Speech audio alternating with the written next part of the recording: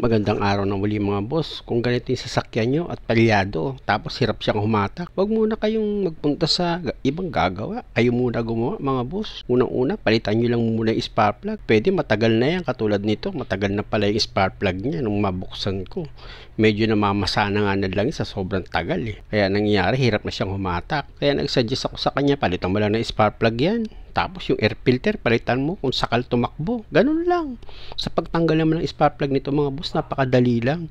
Gagamit ka lang dyan ng socket wrench sa number 16. Pag naluwagan mo, ang ipambubulot mo sa spark plug niya, itong high tension wire niya dahil nga sa malalim yan. Ganun lang ang diskarte dyan kung wala kang panghugot nitong spark plug. Ididiin mo lang itong high tension wire dito sa spark plug. Kakapit na yung dulo ng spark plug dito sa high tension wire. O diba? Natanggal mo na siya. Kaya kung ikaw ang gagawa at magpapalit ng spark plug mo, o di napakadali lang. Ito na ngayon yung bagong spark plug mga boss. Ikakabit ko na.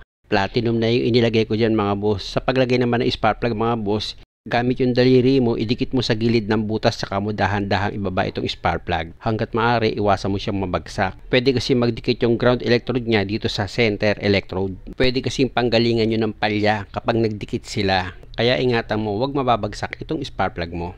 Sa paghigpit naman mga boss, yung tamang higpit lang. Ramdam mo naman yan kung paano mo siya niluwagan eh. Pwede kasing malustrid yung pinagkakapitan mo ng spark plug o kaya magkaroon ng crack. At kung sa palagay mo okay na o ilagay mo na tong high tension wire niya, may kanya-kanya namang haba yan mga boss kaya hindi ka malilito. Pero ang firing order niyan is 1342. Mag-base ka dito sa distributor cap niya. Tapos dito naman tayo ngayon sa air filter dahil nga sa barado na itong air filter at marumi na. Oops, marumi pala itong paglalagyan ko ng air filter. Kaya ang gagawin ko dyan mga boss, tatanggalin ko itong housing ng air filter. Pag naluwagan nyo yung clamp dito sa cover nya, pwede nyo nang hugutin itong cover nya. Tapos ilihis nyo lang yan, itong cover ng air filter. Pag nailihis nyo na yan, gagamit ka dyan ng socket wrench na number 12. Meron niyang 3 bolt na number 12 mga boss. Kailangan nyo yan tanggalin para mabunot nyo itong housing ng air filter nyo. Kaya mga boss, malaking bagay din na dapat alam nyo kung paano nyo babaklasin itong air filter housing nyo. Nakikita nyo naman napakadali lang at kayang-kaya nyo yan.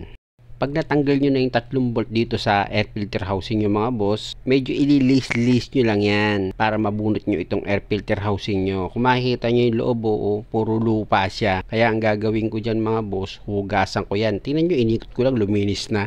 Ganun lang siya kadali, magic yun. Then, nilinis ko yan. Siyempre, edited na to mga boss. Sa paglagay yan mga boss, ilapat nyo lang siya ng maayos. May guide naman yan at hindi kayo balilito. Malalaman nyo naman mga boss kapag hindi lapat yung pagkakalagay nyo ng air filter housing. Unang-una, yung mga bolt, pag inilagay nyo, hindi mo yan maisisentro. Pero pag sumentro yan at niligay mo siya ng maayos na ipakapit mo yung thread, ibig sabihin, lapat yung pagkakalagay mo. Ganun lang ang diskarte. Siyempre, pinaka-the best pag naglagay ka ng mga bolt, mga boss, dapat talaga kamayin mo muna para sigurado ka naman maganda yung pagpapakapit mo ng thread para pag ginamitan mo siya ngayon ng ratchet mo o kaya impact wrench kahit biglain mo yan, siguradong maayos yung pagkakahigpit mo. Dahil como plastic itong hihigpitan mo mga boss, wag naman sobra-sobra sa higpit. Kung hindi mo kayang tansyahin yung paggamit mo ng impact wrench, i-manual mo na lang. Kasi ako naman sa tagal ko rin siyempre na nagtatrabaho, kabisado ko na tong impact wrench ko kung gaano kahigpit yung ibibigay ko. Ganun lang mga boss at sana naiintindihan nyo bawat sinasabi ko. Tapos pwede mo na ngayong ilagay itong air filter na bago. Sa paglagay ng air filter nyo mga boss, napakadali lang yan. Ang pinakamahalaga na lagi kong sinasabi, dapat syempre lapat yan bago mo ilagay itong cover ng air filter mo.